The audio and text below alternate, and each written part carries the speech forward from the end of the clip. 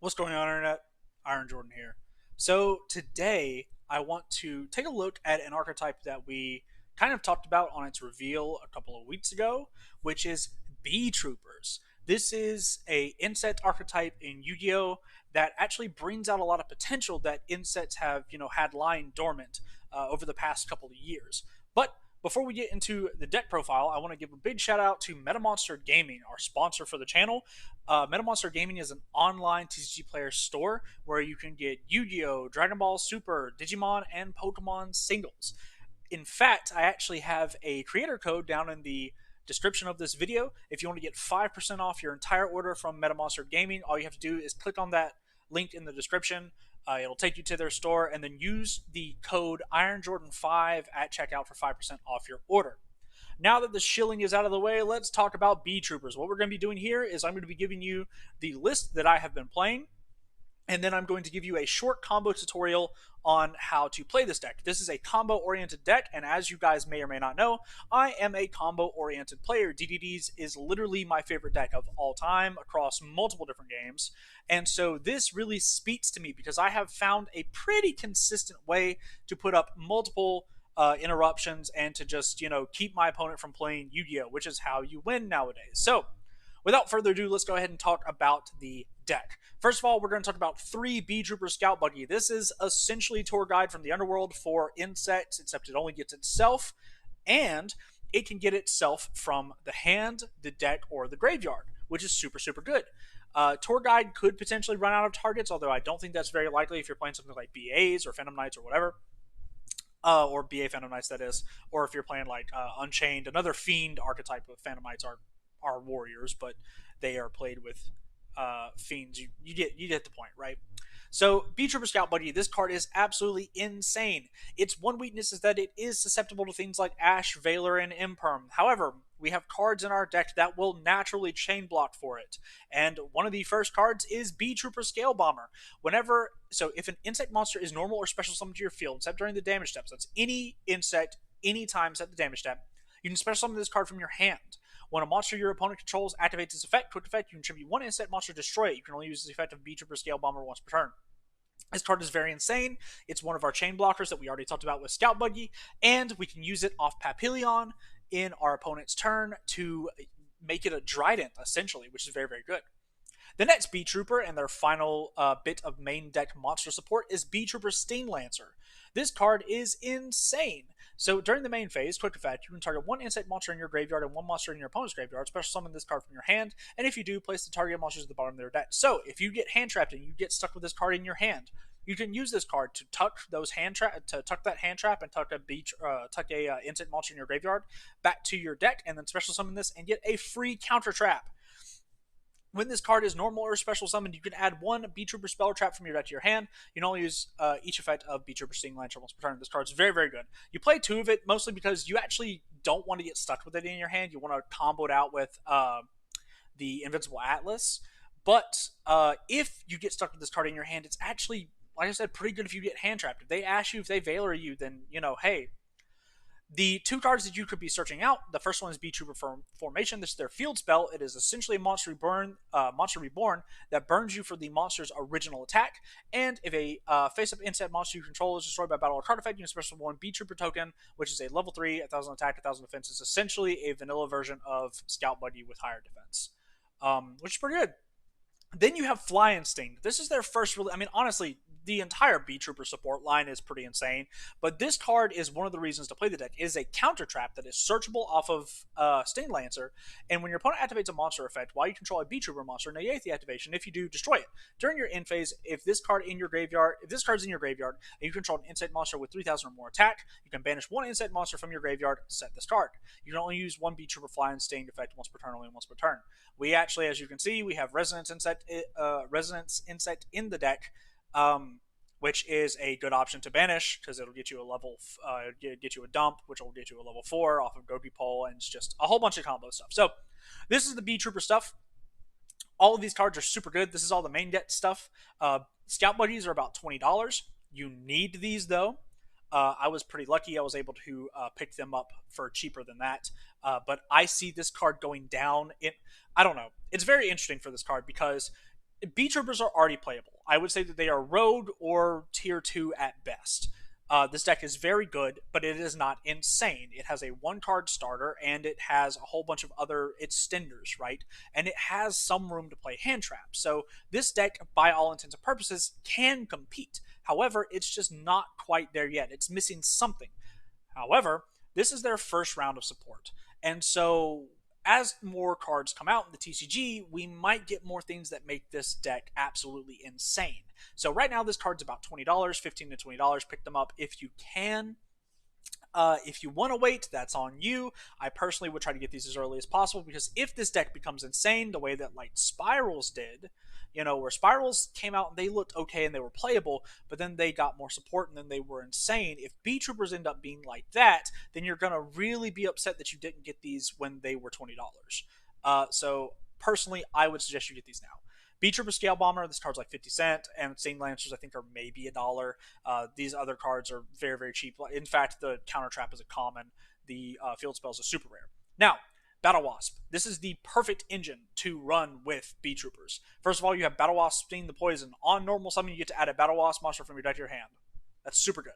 It has a quick effect where you contribute one other insect monster, then target one effect monster your opponent controls and gains effects until the end of the turn. So this is also very good with Papillion if you've used as material and then summon it back on your opponent's turn. Very, very nice. One Battle Wasp Twin Bow the attacker. It just special summons itself. It doesn't create a chain. It just special summons itself. It's just very, very good. However, you can only special summon insect monster for the rest of the turn, which plays into our extra deck, so we'll talk about that in a little bit. We also have Pin the Bullseye. If you control an insect monster, you can special summon this card from your hand. Seems easy enough. During your main phase, you inflict 200 damage to your opponent for each Battle Wasp Pin the Bullseye you control, so you're probably going to be burning it for 200, although in time, this does just win you games, I guess, which is pretty nice. Most lists that I see only run 2 of these. I would run 3 because it is an extender, and if you normal summon one of the, even if you get caught with 2 of these in your hand and they're your only 2 monsters, you can normal summon one and then special summon the other, and then you can maybe make something happen. 3, Resonance Insight. This card got bought out. It was like $8 last week for some reason. It's back down to about 3. It's a common that only has 1 printing, and it's insanely bloated. If this card is sent from the field to the graveyard, you can add 1 level 5 or higher insect type monster from your deck to your hand. If this card is banished, you can send 1 insect type monster from your deck to the graveyard, except Resonance Insect. If this deck ever becomes like insane, this is the card that gets banned. 100%. It's not bannable right now. I'm not saying that anything in this deck is absolutely broken right now. It is just a pretty solid tier 2 deck right now. But if this deck ever becomes tier 1, tier 0, tier whatever, if this deck ever becomes anything, matching, Zoo or Tri Brigade or Virtual World, this 100% is the card that gets hit. I would pick these up now if you can, because like I said, it only has 1 printing. It's about $3 right now. That's what I got mine for. However, I would say this is the card that would be most likely to, I could see this in like an OTS as like a super rare reprint, because it's a common right now. And I could very well see if this deck continues to pick up steam that the OTS reprint would come for this. 3, Gokipole. This is another thing that I see people playing 2 of, because you can get it off of Resonance Infect or Insect, or you can get it off of Felino, the Insector Link monster. But normal summoning this card is actually fine because you have a lot of extenders, and so I'm playing 3 of it because I want to see it, because seeing this card or seeing Resonant Insect in your opening hand is actually usually full combo. Gokipole, if you don't know what it does, if it's sent to the graveyard from anywhere, you can add 1 level 4 insect monster from your deck to your hand. Then if you add a normal monster, you can special summon it, then destroy 1 monster on the field with attack greater than or equal to special summon monsters. You can only use this effect once per turn. So the card that I've opted for is Shiny Black Sea Squatter, because it's a Super Sentai monster. This is actually probably objectively the wrong monster to play, because you want to play a level 4 vanilla with the lowest attack possible. That way you can pop higher attack monsters off of Gokipole's effect. 1, Danger Mothman. This card actually is starting to go up in price because of this deck. I would only play 1 of it because it's an extender that's searchable off of Gokipole, which is the whole reason why we're playing it. So yeah, these are your 2 options off Gokipole, as well as Resonance Insect, which is just, pretty good. So then we have Doom Dozer. This card is also going up in price. I think the cheapest one that I saw the other day was like $12 for like the rare copy, They might have gone down, so I could be wrong. But a lot of the cards in this deck are inflated due to hype and will probably go down. Like I said, the Battle Wasp didn't cover those yet, but they're about $1 a piece for some reason, or $2 a piece. I think the Sting the Poison is about $2 right now. But these cards were pennies before this deck was revealed. But this deck has just inflated in price so much, and it's going to stay that way. It's okay. It will go down for sure until we get another round of support. And then if the other round of support makes this deck insane, because it's already playable, or if it makes it better in any way possible, then these cards will go back up again. The Doki Poles are cheap, though. So is Shiny Black Sea. You can get Danger Mothmans for about $1 if you get the super rare. The secrets are about $3 or $4 right now, but I would definitely pick up at least one of these for sure. One Doom Dozer, one Comungus. This could be Gardala, and it probably should be Gardala because Tri Brigade with the bird up version is still running around the format. It's still playable. And so people are still playing it, so you should probably play the Wind Kaiju. It makes it searchable, which is really, really good. I just threw the Shiny Black Sea and the Comungus in here because it's what I had on me. It's what I actually owned. One Contact Sea, this card is also going up in price. It's about $2 right now for a common. It has two prints. They're both commons. And yeah, again, it's a card that was like 30 cents. For some spice, Digital Bug Registrator. Whenever you normal summon a level 3 insect monster, you can special summon this card from your hand. So, all of our good normal summon targets are, well, most of our good normal summon targets are level 3. We've got 3 Goki Pole, we got 3 Scout Buggy, we got 3 Scale Bomber, we got 3 Twin Bow the Attacker. This card is very, very good. This also can proc off of your second additional normal summon from Armor Horn. So this card's very, very good. On top of that, it allows us to play Titanic Moth, which can get us into Zeus if we're not locked out by Twin Bow. So this card also can chain block the same way that Scale Bomber can. Are you afraid of your Scout Buggy getting ashed? Have no fear. Scale Bomber and Registrator will just chain block for you. It's super good. Next, we're playing Called by the Grave because we're playing a combo deck, so we don't want to get, we don't want to get ourselves, hand trapped. 3 Ashes and 3 Imperm. These are strictly just, the catch-all generic hand traps. You have 6 free slots for hand traps for sure, so you can tailor this to your meta if you really want to. And then 1 Imperial Order to win us some games. This does make it a 41 card list. However, when that 41st card will just win you games, I think that it's okay to play it. The other card that I would maybe consider playing in this deck is Foolish Burial, so that you can dump Resonance Insect, or so that you can dump the other guy, Goki Pole. And I was testing it with that for a while, but then I found that there were so many ways to get Goki Pole in the graveyard from, as long as you can make a Link monster, that you do not need Foolish Burial, so I cut it. Next, on to the Etcher deck. The Etcher deck is going to look first of all, it's cheap. And secondly, it's going to look pretty much the same as a lot of these other decks because, man, you're locked into insects most of the time. Scout Buggy makes it so you can only summon insects while he's on the field, and Twin Bow the Attacker makes it so you can only summon insects for the turn. So, yeah. Giant Beetrooper Invincible Atlas. This card is absolutely insane. It requires 4 materials, or 4 links, at least 2 materials. While this linked summon card has 3,000 or less attack, your opponent cannot target this card with effects. Also, it cannot be destroyed by your opponent's card effects. You cannot special summon monsters except insect monsters. You contribute 1 insect monster, then activate 1 of these effects. Special summon 1 Beetrooper monster from your deck, and this card gains 2,000 attack at the end of the turn. You can only use each effect of Giant Beetrooper Invincible Atlas once return. I really wish that this was a quick effect. That's my only complaint with this card, is that it's an absolutely insane card, but it's not a quick effect. It's an ignition effect. So there is that. However, this card is very hard to get over in a lot of circumstances. But it's such a good monster. Then you have Beetrooper Armorhorn. This card and the next card facilitate your entire combo. This is a Link 2, which requires 2 insect monsters. You cannot special summon monsters except insect monsters. You can only use each of the following effects of Beetrooper Armorhorn once per turn.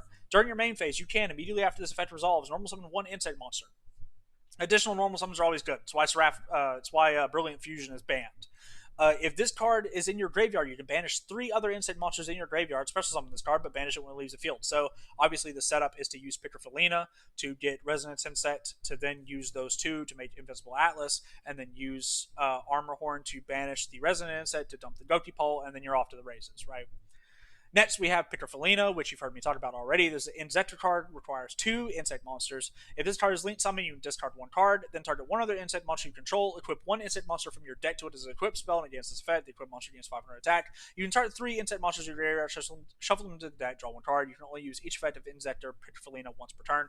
The draw almost never comes up. This is squarely to get either Goki Pole or Resonant Insect into your rotation, just so that you can combo off. Next, we have Insect Shinobi Hagekuramino. This card is okay to end on sometimes. It's why it's only at 1.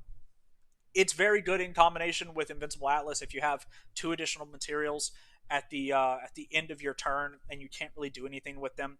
Like if you can make a rank 3, you make a rank 3 over this. But this card kind of protects Giant Atlas a little bit more. Because they can't target the Invisible Atlas they have to make 2 monsters big enough, or make a something that can attack twice. Now, obviously, an Access Code Talker will usually get over this if you use the Update Jammer combo, but it does protect Invincible Atlas from the one thing that it can't be protected from, which is attacks. So next we have Serafim Papillion. There are 2 of these in here because you usually combo off with 1 and then you can make another one on the other turn. So gains 200 attack for each counter on it. You can only use 1 of the following effects of Serafim Papillion per turn, and only once per that turn. So if this card is linked summon, place 1 counter on it for each insect monster used as link material. Usually it's going to be 2, so it's going to have 400 additional attack. And then quick effect, you can remove 1 counter from this card, special summon 1 level 4 lower insect monster from your graveyard in defense position. This is very, very good, especially in combination with things like Scale Bomber and Sting the Poison, like we said. So you can use this on your opponent's standby phase to summon either one of these 2, and then you have an effect negation, or you have a pop, which is very, very good. Next, we have number 3, Cicada King. This card is just absolutely insane. It negates an effect, and then it summons a monster, and that's what it does. It's very good. If you can end on a rank 3, you end on this. Next, we have number 70, Malevolent Sin. This card's just pretty good because it can, hey, you've got some level 4s in the deck. Like if you have Resonance Insect and Shiny Black Sea, or like Mothman on the field, it's very possible to go into a rank 4. It is an insect monster, so you cannot get locked out of doing this. It also can be removal, so you can go for game, or you can remove a card, swing with it, and then go into Zeus if you're not locked out of insects. The same thing for number 28, Titanic Moth. This is just, hey, are we going second? Did we open a level 3 and a Registrator? Does Zeus help me out here at all? We're going to make a Zeus, and that's what we're going to do. So that's the entire deck. Sorry it was a little long-winded. I just have a lot to say about this archetype because I like it a lot. And now that I've finally gotten it into a place where I want it to be, I am very excited about showing you guys how it can combo off. Now, this is interesting because this hand is not the best. I would say this hand's kind of a brick, but we still get to activate Scale Bomber. So we'll do this, go here. We will activate here. We'll special summon. We're just gonna see how many negates we can get off of this. Unfortunately, I really want to make Armored Horn, but I don't know if that's possible here. I think we need to go for Pico Felino. Actually, maybe not, because this is why this deck is so interesting. We did brick a little bit, but that's okay. We'll go Armored Horn, and then we will activate here. We'll activate the effect to get the Scale Bomber back.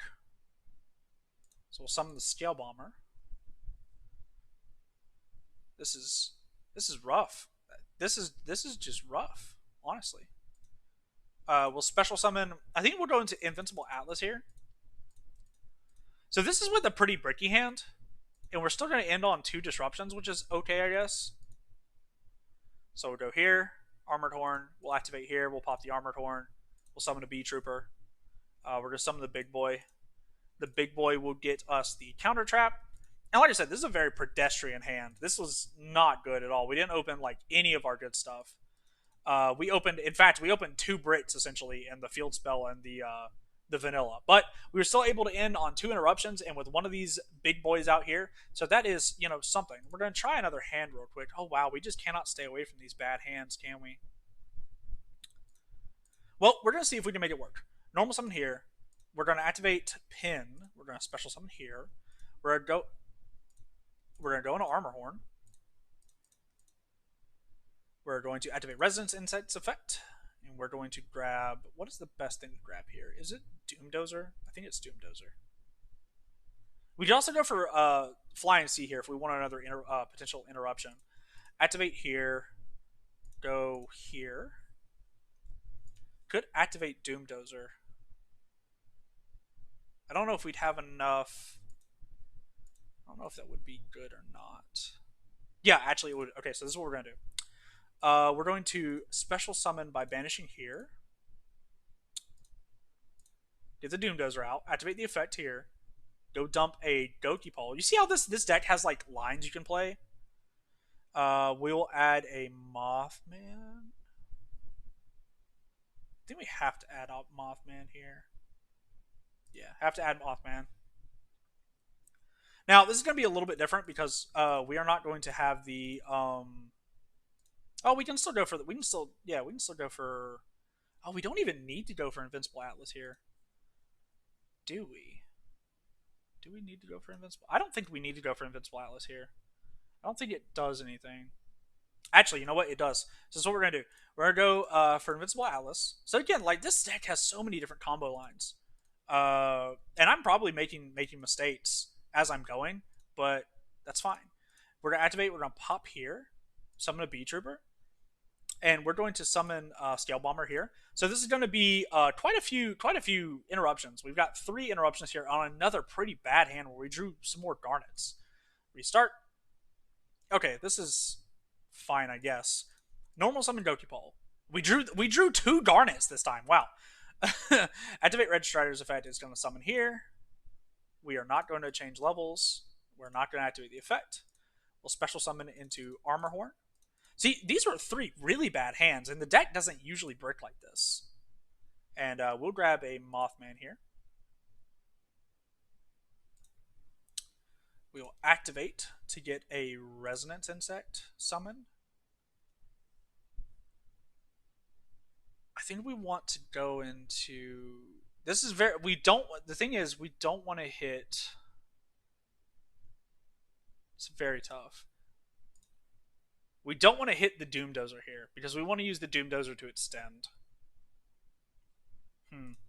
Well, I think we do this anyway, right? Go into Doom Dozer. And then we can go into Invincible Atlas. Activate the effect of Resonance Insect. We'll add, let's say, we'll add a Contact C here. Then we will... We don't have 3, so we'll activate Mothman and hope we don't hit the Mothman. Yeah, that's fine. Then we can... We drew the Twin Bow. That's awesome. This is very good.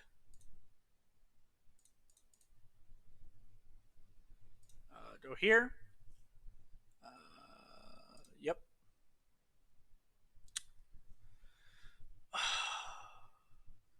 I think we already sent a Gokipole, so I don't think this does anything.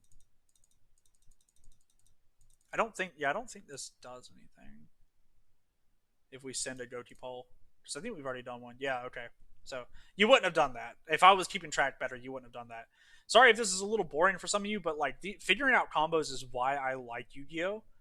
And I'm trying to figure out exactly how we would probably activate here, pop here, special summon a Beetrooper. We would go for... Oh, you know what we should have sent? We should have sent Scale Bomber here. We should have sent Scale Bomber, and I'll tell you why. So, Sting Lancer's effect, yes. We'll grab a Fly and Sting. We'll set. And then what we could have done is we could have gone into Papillion here. And Papillion will get its effect. And then what we could have done is if we kept the Scale Bomber in the graveyard, or if we dumped Sting the Poison, then we would have gotten another disruption. So we would have had 2 disruptions there. So yeah, that's my fault. But as you can see, like 3 pretty bad hands. Let's see if we can just get... Wow, this hand's actually horrible. Although to be fair, you do...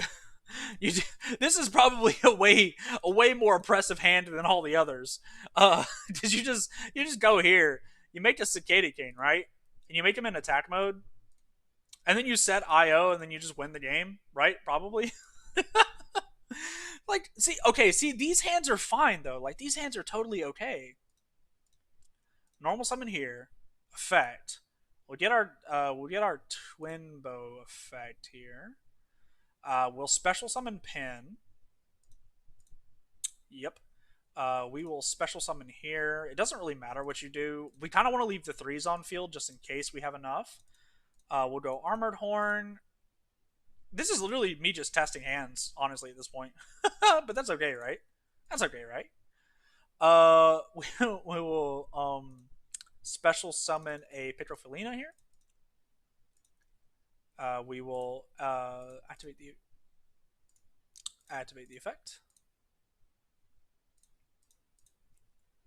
We'll discard the Goatee Pole target. We'll get a Resonance Insect. We will show the Shiny Black Sea. Then we will summon it. Nope. Then we will go into our Invincible Atlas. It will trigger Resonance Insect, which will grab us I think we're going to grab Doom Dozer this time as well. Activate, go here. We will send the Resonance here and here. Summon it here, activate the effect of Resonance. Grab us a copy of... we're going to send... This time we're going to be smart, and we're going to put Scale Bomber in the grave, because we already activated Goatee Pole. Activate here. Pitch. Summon one Beetrooper. Grab the Beetrooper here. Effect of the Beetrooper. Going to get here, Flying Sting. Set. We will special summon a Papillion. Papillion effect, bam. Yep. And this is actually pretty decent. This is going to be a Flying Sting, and it's also going to be a Scale Bomber on our opponent's turn, which is okay. And then they have to get over Atlas. So again, on average, even with bad hands, which all of these were horrible hands. Sorry, this video went very, very long because I wanted to get a decent hand for you guys. But it just didn't happen. Honestly, like, the fact that we didn't open Scout Buggy any of those games is kind of unnerving. But that is some of the combo lines, especially if you have bad hands. Like, honestly, test the deck yourself. I would go until I got good hands, but we could be here literally all day because of the way that Yu-Gi-Oh! Invariance works.